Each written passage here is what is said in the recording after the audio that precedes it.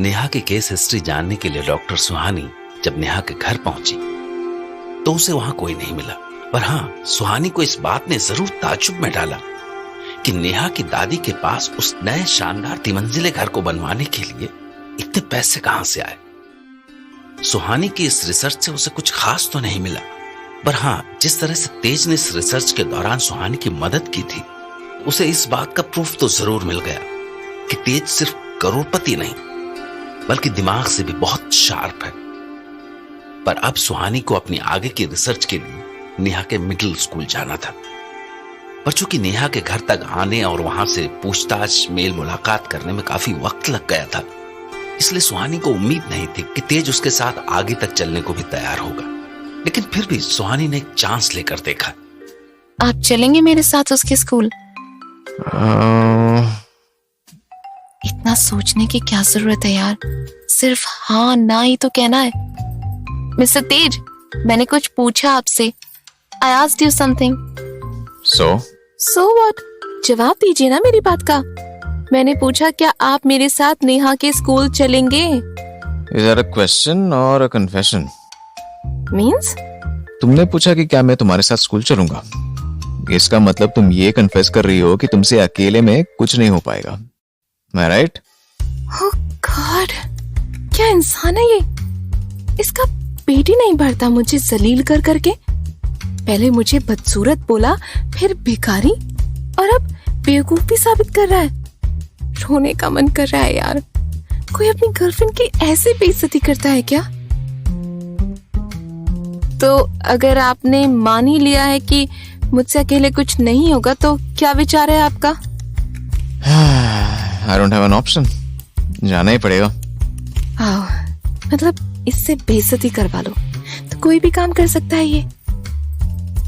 Thanks, I am so grateful of you. Driver, madam जहाँ कहती है गाड़ी ले चलो। मैंने इतना बड़ा थैंक्स बोला इसको और कोई रिस्पॉन्स नहीं। कोई बात नहीं बच्चू, तेरा रिस्पॉन्स तो मैं लेके रहूंगी। इतनी बड़ी वाली तारीफ करूंगी तेरी ना कि हाँ, तारीफ के लायक काम भी तो कर देना कोई।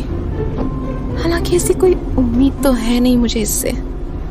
तो सुहानी और तेज कुछ ही देर की ड्राइव के बाद नेहा के मिडिल स्कूल पहुंच गए।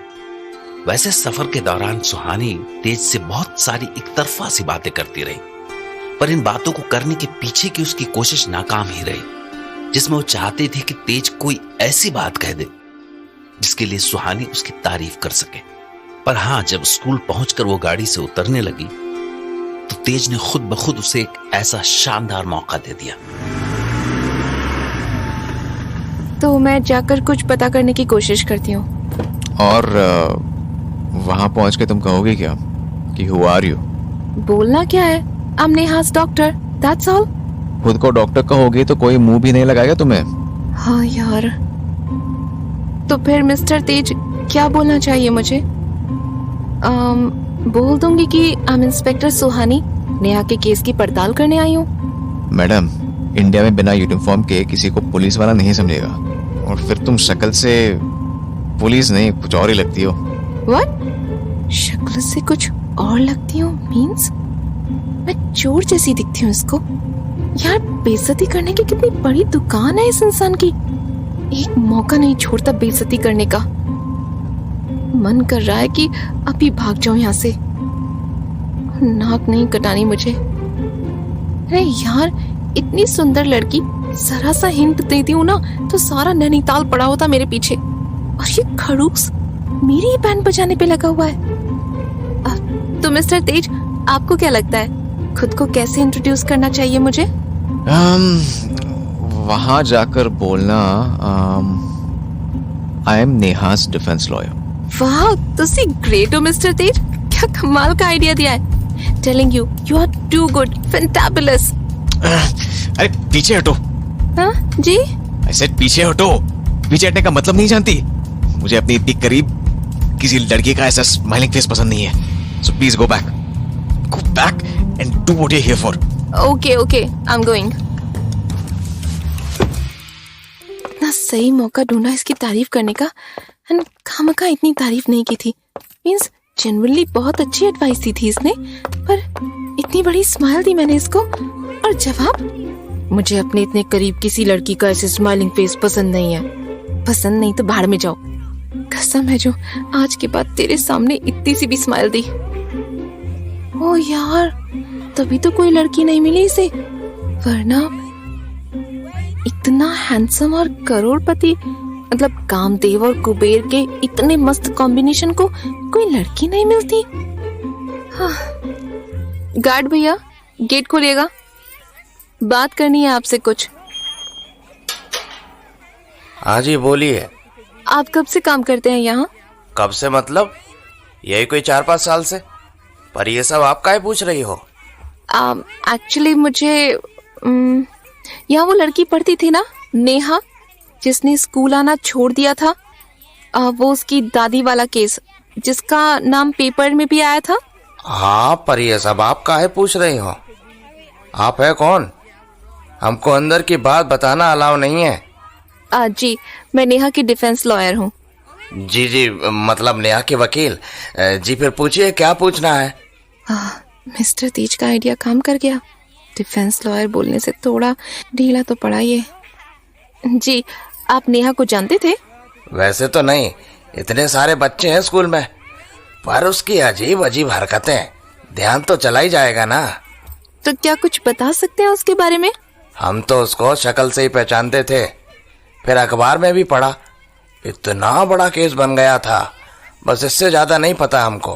पर हाँ, आपको कुछ खास जानना है उसके बारे में तो उसकी क्लास टीचर से पूछिए।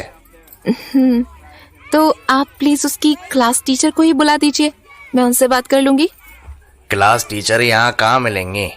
वो तो काफी दिन पहले ही स्कूल छोड़ गई। हाँ? तो उसकी क्लास की कोई और टीचर? हम तरुण सर को बुलाते हैं, आप उनसे बात करके देख लो। और हाँ मैडम, क्या है कि ऐसे मैटर में मैनेजमेंट का सख्त ऑर्डर होता है बाहर वालों से बात ना करने का, इसलिए ज्यादा उम्मीद मत रखिएगा कि उनसे भी कुछ ज्यादा पता चलेगा आपको। हाँ ठीक कह रहे हैं आप। खैर बुलाइए, देखती हूँ क्या कुछ पता चलता है। जी, तो आप इधर कुर्सी पर बैठ जाइए, हम अभी बुला के लाते हैं। हाँ, अगर मैं कुछ पता नहीं लगा पाई तो ये तेज इतने सॉलिड ताने मारेगा ना कि वैसे भी सुपर अंडर एस्टिमेट करता है मुझे, और मैं भी तो खुद ही मौके देती रहती हूँ उसे। अब मुझे देख के कौन पुलिस वाली मानेगा? चोर सामने से भाग जाएगा और मैं अपनी साड़ी संभालती रह जाऊंगी। वैसे मैं अपने साइकाइट्रिस्ट वाले प्रोफेशन में बिल्कुल फिट हूँ, और इस तेज से मिलने से पहले बहुत कॉन्फिडेंट भी थी, पर जब से ये टकराया है ना, इसने ऐसी मिट्टी खराब कर दी है मेरी की। जी ma'am. Hi, I am Neha's defence lawyer, advocate Sahay. Defence lawyer? पर नेहा के केस की प्रोसीडिंग तो शायद अभी शुरू नहीं हुई है। ओह शिट, और ये टीचर तो बड़ा वेल इन्फॉर्म्ड है। वो एक्चुअली हियरिंग्स पर स्टार्ट ही होने वाली है, so I need things to work out before it. या आई कैन अंडरस्टैंड। तो कहिए, नेहा के बारे में क्या जानना चाहती हैं आप? यही कि वो कैसी स्टूडेंट थी, उसका नेचर वगैरह।